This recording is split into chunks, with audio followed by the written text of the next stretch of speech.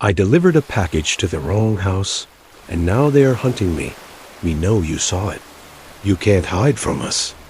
That's what he said. He didn't shout it, didn't even whisper it. He just stated it, like it was a fact. Like telling you the sky is blue. It was the absolute, dead calm certainty in his voice that made my blood run cold. I was crammed inside my own closet, listening to them circle my apartment, and I knew my life, the simple, boring one I had just yesterday, was over. And it all started because of a stupid mistake. A package, a wrong address. The kind of thing that happens 1,000 times a day in my line of work. Only this time was different. My name is Leo. 3 days ago, my biggest worry was whether my rating on the dispatch app would go up, and if I had enough gas in my beat-up sedan to make it through my shift. I'm a gig worker, a delivery driver. I haul everything from lukewarm tacos to $1,000 electronics all over this city. It's not a glamorous job. Most of my days are just a blur of traffic, broken apartment buzzers, and customers who forget to tip. You get to know the city's rhythms, all the shortcuts and the dead ends. You basically become a ghost, just an invisible part of everyone else's convenience. People don't really see you. They just see the box in your hand. And honestly, that's usually fine by me. Anonymity is part of the gig. The day my world cracked open started like any other Tuesday. The sky was overcast, with that heavy feeling of rain that never seems to come. I had a full queue of deliveries, one of those shifts where you just have to put your head down and power through. The package that started it all wasn't anything special. Just a small brown cardboard box, maybe the size of a shoebox, addressed to a J. Smith. About as generic as it gets. The destination was a part of town I didn't know well. Some new subdivision on the outskirts, where all the houses looked depressingly identical. Cookie-cutter two-story homes, perfect green lawns, and a quiet that felt unsettling. Section 1. The mistake I pulled up to what I thought was the address. 1420 Hollow Creek Lane.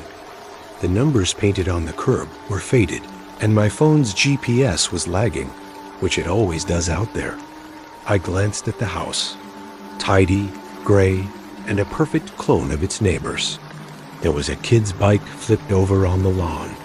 It looked normal, safe. I grabbed the package, jogged to the door, and set it down. I snapped the required delivery photo, the box sitting neatly on the welcome mat, and zapped it off through the app. Job done, or so I thought. I was maybe 5 miles away, heading to my next pickup, when my phone buzzed. A notification from dispatch support. The customer at 1422 Hollow Creek Lane was saying their package was delivered, but it wasn't on their porch. My stomach just dropped. I checked the photo I took, and there, in the blurry background, I could just make out the house number. 1420. A simple, stupid mix-up. Dispatch told me to go back, get the package, and take it to the right address. That's standard procedure. It's annoying, but it's the job. I sighed, pulled a U-turn, and started heading back, cursing myself for the 10 minutes I was about to lose. I pulled back onto Hollow Creek Lane and parked in front of 1420. Walking up the driveway, I noticed the front door was open just a crack. That's weird. I'd only been gone 15 minutes tops. I knocked. Hello?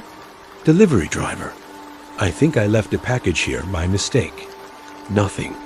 The house was completely silent. The wind nudged the door open a little more, and this weird, metallic smell hit me. It was coppery, like a mouthful of old pennies, but also dot like raw meat. Against every instinct in my body, I pushed the door open another inch and called out again. Hello? Is anyone home? And that's when I saw it. The entryway was spotless, polished hardwood floors. But just past the staircase, in the doorway to what looked like a living room, I saw the edge of a huge, dark plastic tarp. On the floor next to it was a pair of men's shoes, kicked off like someone had been in a hurry. But that's not what made me freeze. It was what was seeping out from under the tarp. A dark, thick, reddish-black liquid. It was pooling, slowly, soaking into the grout between the floorboards. My brain was scrambling, trying to find any other explanation. It's a spill. It's paint. A home renovation project gone wrong. But that smell, that smell was real. And then I heard something else. A muffled sound from upstairs. A thump, and then a low, pained groan. Pure, cold panic just took over. This wasn't a misdelivery anymore. I had stumbled into something I was never, ever supposed to see. I didn't think. I just moved. I backed away, step by step, and pulled the door shut until I heard the soft click. My hands were shaking. I didn't dare run until I was back in the car. It took me 3 tries just to get the key in the ignition. I peeled out of that quiet suburban street so fast my tires screamed. I never looked back. I left the package. Section 2. The hunt begins. For the first few hours, I just tried to tell myself I was overreacting, that my mind was playing tricks on me. But I couldn't unsee that dark puddle spreading out from under the tarp. I finished the rest of my shift in a total daze, jumping at every shadow, my eyes glued to the rearview mirror. Every single car behind me felt like a threat. The first direct message came that night. I was home in my little 3rd-floor apartment, trying to zone out in front of the TV. My phone lit up. A text from a number I didn't know. We have the package. But you saw something, didn't you? J. Smith. J. Smith, the name from the box. It was a confirmation and a threat in one tidy package. My blood went ice cold. How did they get my number? It had to be the app, the delivery notification. They knew who I was. I didn't reply. I just blocked the number, my heart hammering against my ribs. I spent the rest of the night peeking through my blinds, jumping at every car that passed on the street below. The next day, my paranoia became real. I had to work. I needed the money. I was making a delivery downtown when I saw it. A dark green sedan. It was the same one I'd vaguely noticed, parked across from the house on Hollow Creek Lane. Now it was 2 cars behind me at a stoplight. It's a coincidence, I told myself. It has to be. But then it took the same right turn I did. And the next one. It followed me for 6 blocks before it finally ducked down a side street. Later that afternoon, it got so much worse. I was dropping off food at a hospital. When I got back to the parking garage, there was a man leaning against the concrete pillar right next to my car. He was average, nondescript, the kind of guy you'd forget 2 seconds after looking away. He wasn't looking at me, but I could feel him watching me. As I unlocked my car, he spoke. His voice was quiet, but it carried in the garage's echo. "You're a hard man to pin down, Leo." He knew my name. He didn't move toward me. He just smiled, this thin, humorless smile, and walked away, vanishing into the stairwell. I scrambled into my car, slammed the locks, and sped out of there, my mind just racing. This was real. They weren't just watching me anymore. They were closing in. This was never about the package. They were afraid of what I saw. The fear was a physical thing now, like a rock sitting in my gut. I drove straight home, locked my door, and wedged a chair under the knob. I called the police. I tried to explain, my voice shaking so bad I could barely speak, that I delivered a package to the wrong house. I saw something, and now people were following me. The dispatcher sounded bored. "Sir, what exactly did you see?" she asked. What could I say? A tarp and a puddle. It sounded pathetic. I sounded crazy. She took my name and number and said an officer might follow up. I knew they wouldn't. I had no evidence, just a story that made me sound like a paranoid lunatic. I was completely on my own. That night, it started. The power in my apartment cut out. Not just my place, the entire floor went dark. I looked through the peephole into a pitch-black hallway. A deep, unnatural quiet fell over the whole building. Then my phone buzzed. Another unknown number. We just weren't to talk. I didn't answer. A few minutes later, I heard it. The faint crunch of footsteps on the gravel in the alley below my bedroom window. I crept over and peeked through the blinds. 2 figures were standing down there, just shapes in the faint glow of a streetlight, half a block away. One of them looked up, right at my window, like he knew exactly where I was standing. Then I heard another sound. A soft, scraping noise at my front door. The sound of a tool sliding into the lock. My breath caught in my throat. I grabbed my phone and backed away from the door, moving as quietly as I could toward the bedroom. I slid into the closet, pulled the louvered doors almost shut, and left just a tiny crack to see through. My heart was a frantic drum against my ribs. The lock on the front door clicked open. The door creaked. Heavy footsteps inside my apartment. 2 of them. They were moving with this calm, predatory confidence. They weren't rushing. They knew I was trapped. "Leo, we know you're here," a voice called out. It was the same calm, measured voice from the man in the garage. There's no reason to make this any harder than it needs to be. I held my breath, trying to shrink, trying to become invisible. I could see their dark shapes moving through my living room. They checked the kitchen, then the bathroom. Their footsteps got louder as they came toward the bedroom. One of them turned on a flashlight, and the beam cut through the darkness, sweeping across my walls. They stepped into the bedroom. The light danced over my dresser, my bed, and then it landed on the closet door and stopped. That's when the other one spoke. His voice was lower, rougher, and it came from right outside my window from the fire escape. "We know you saw it. You can't hide from us." They had me from both sides. They had me cornered. The man in the room took a step toward the closet. In that split second, some desperate animal part of my brain took over. I exploded out of the closet, screaming, and I grabbed the only thing I could reach, a heavy lamp on my nightstand, and I threw it as hard as I could at the man with the flashlight. It hit him in the shoulder, and he grunted, stumbling back. I didn't stick around to see what happened next. I bolted out of the bedroom, shot past the second man who was just coming through the front door, and scrambled into the hallway. I heard them shouting behind me as I slammed my palm on the fire alarm next to the stairwell. A deafening alarm started screaming through the building. Doors flew open. People started yelling. And in the middle of all that chaos, I just flew down 3 flights of stairs and burst out into the night. I ran without thinking, without direction, my lungs on fire, the sound of the alarm chasing me into the darkness. Conclusion: I never went back. I left everything. My car, my apartment, every single thing I owned. I ran until I couldn't breathe, and then I just kept going. I'm writing this from a cheap motel room 3 states away that I paid for in cash.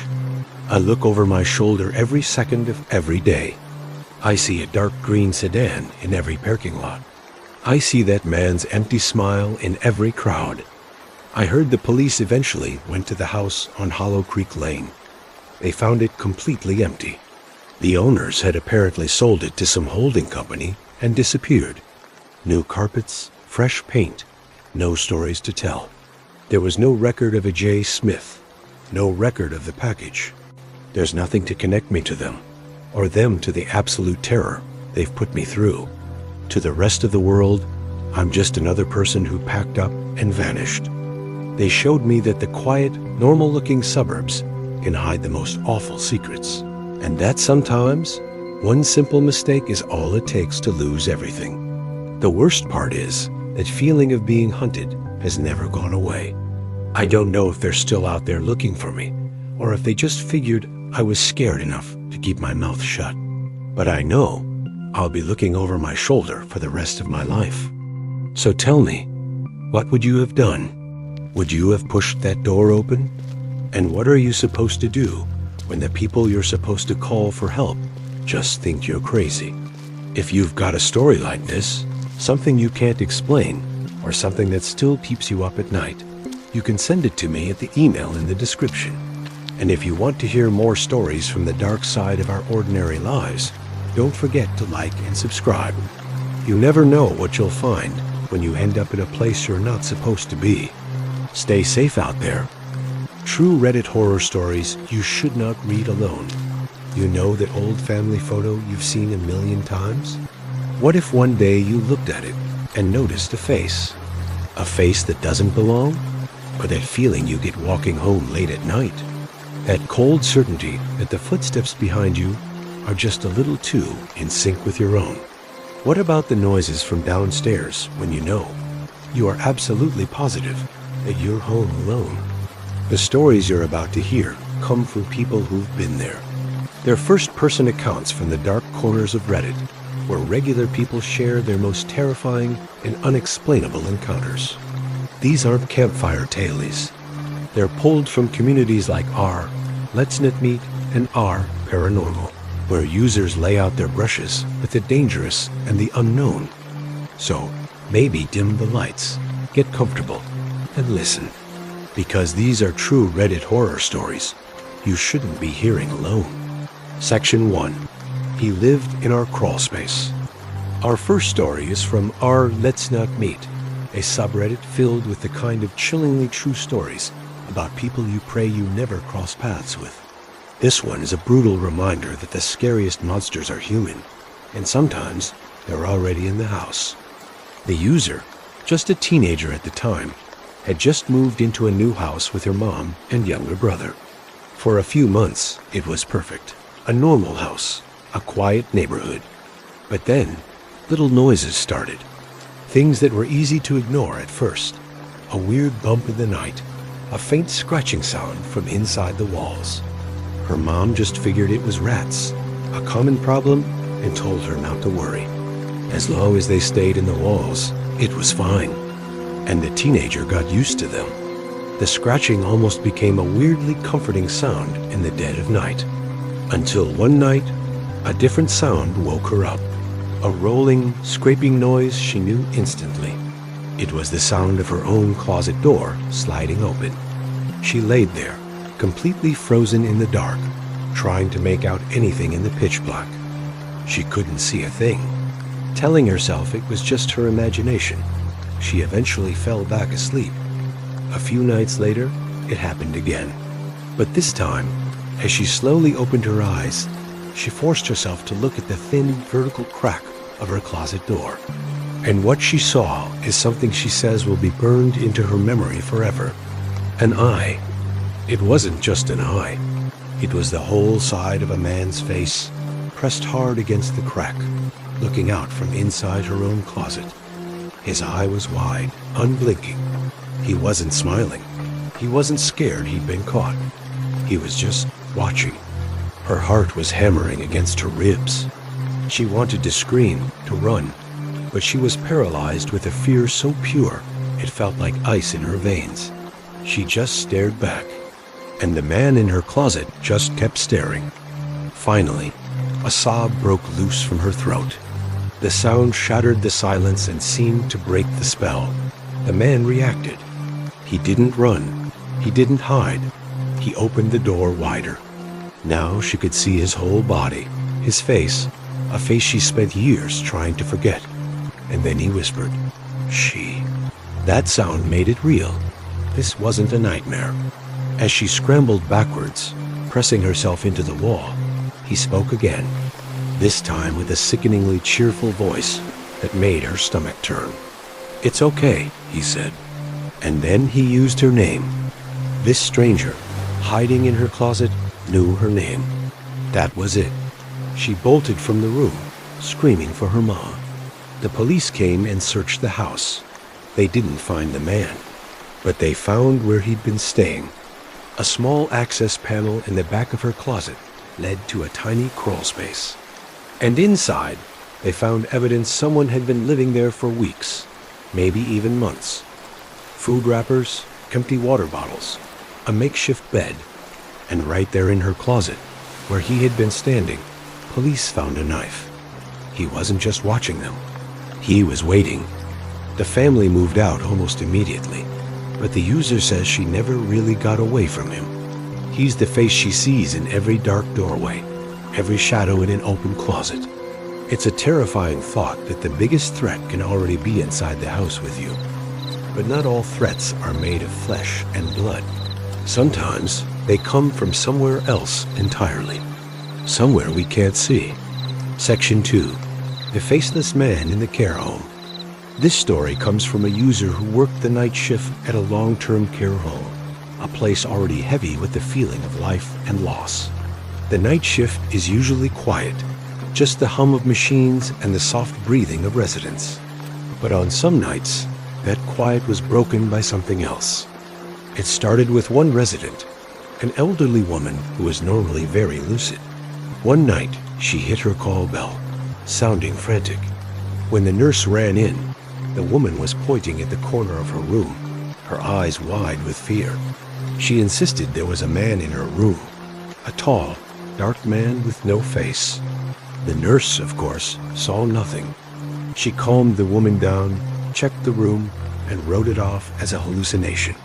It happens. But then it happened again. A few nights later, a different resident on a totally different floor, a man who had zero contact with the first woman, reported the exact same thing. He described a tall, dark, shadowy figure standing in his room, just watching him. And just like the woman, he was certain it had no face. Over the next few months, it kept happening.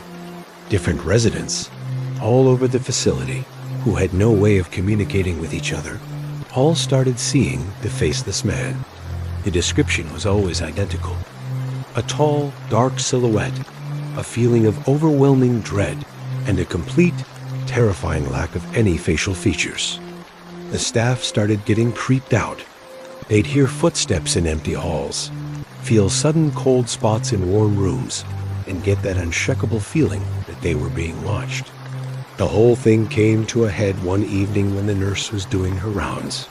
She walked past the room of a resident who had passed away earlier that day. The room was now empty, the bed stripped, the door closed. But as she passed, she heard a faint noise from inside. Thinking a family member had come back for something, she carefully pushed the door open. The room was dark and empty, just as it should have been. But for a split second, she saw it. In the reflection of the dark window, she saw a tall, dark figure standing right behind her. Before she could even scream, it was gone. She never saw the figure again, but the residents kept seeing him. The faceless man became a legend in that care home, a silent observer in the final moments of people's lives, and a chilling story the night shift staff would whisper to each other in the dark. So what was this thing? A shared delusion brought on by age and medication? A trick of the light? Or was it something more? Something that waits for us in the places where the veil between our world and whatever comes next is at its thinnest? Our final story comes from a place where that veil has always felt thin. A place of ancient mountains and deep, dark woods. Appalachia. Section 3. The Rules of the Woods. The Appalachian Mountains are ancient, steeped in folklore, mystery, and stories passed down for generations. One Reddit user shared a story that explains why the people who live there have certain ... rules, unspoken rules. Like you don't whistle in the woods at night. If you hear someone call your name, you don't answer. And if you see someone out there you think you recognize, no, you didn't. The user was just a kid, camping with his father not far from his grandmother's house. His dad had to run back to the house for something, leaving the boy alone by the campfire for just a few minutes. The second his dad was out of sight, a strange silence fell over the woods. The chirping crickets, the wind in the leaves, the sound of the nearby stream, it all just stopped. The world went completely, unnaturally quiet. A deep sense of dread crept over him. And then came the smell, a sharp, metallic smell, like old blood and hot metal. His heart started pounding. When his dad came back a few minutes later, he was angry, accusing him of throwing cans into the fire because he could smell it all the way up the trail. A storm was rolling in, so they quickly packed up to head back to Grandma's. As they walked, lightning started to flash, lighting up the woods for a split second, followed by total darkness. In one of those flashes, the boy saw something, standing just off the path between two trees. It looked like a person, but it was all wrong. Its head was too small for its body. Its arms were way too long. It was like a child's crude drawing of a man. He screamed and pointed, but in the next flash of lightning, it was gone. His dad, now seriously unnerved, grabbed his hand and rushed him back to the house. When they burst inside and told his grandmother what they'd seen, she didn't question them. She didn't act like they were crazy. She just immediately went around the house, locking every single door and shutting every window. Later that night, the boy looked out his bedroom window, and in another flash of lightning, he saw it again. The same disproportionate figure was now standing in the middle of the road, closer, just standing there, staring at the house. He never saw it move, but he knew with a certainty that chilled him to his core that it was watching them. And that's a common theme in these Appalachian stories of things in the woods that look almost human, but aren't. And that feeling that you are not welcome there. The man in the crawl space, the faceless entity, the thing in the woods. These are just a handful of the thousands of stories shared by real people on Reddit. They're a stark reminder that the world can be a much, much scarier place than we let ourselves believe. What about you? Have you ever had an experience that you just couldn't explain? A brush with something that made you question what's real? If you have a story, share it in the comments below. I promise, I read every single one. And if you want to make sure you don't miss our next trip into the dark side of the internet, you know what to do. Conclusion. From the very real threat of another human being to the terror of something we can't even begin to understand, the line between our safe, normal world and a world of absolute horror can be terrifyingly thin. The stories we heard tonight prove you don't need a movie ticket to be scared. Sometimes, all you have to do is listen to the true experiences of ordinary people. Thank you for joining me. And try to remember, the noise you just heard was probably just the house settling. And that shadow you just saw in the corner of your eye? It was probably just a trick of the light. Probably. Sleep well.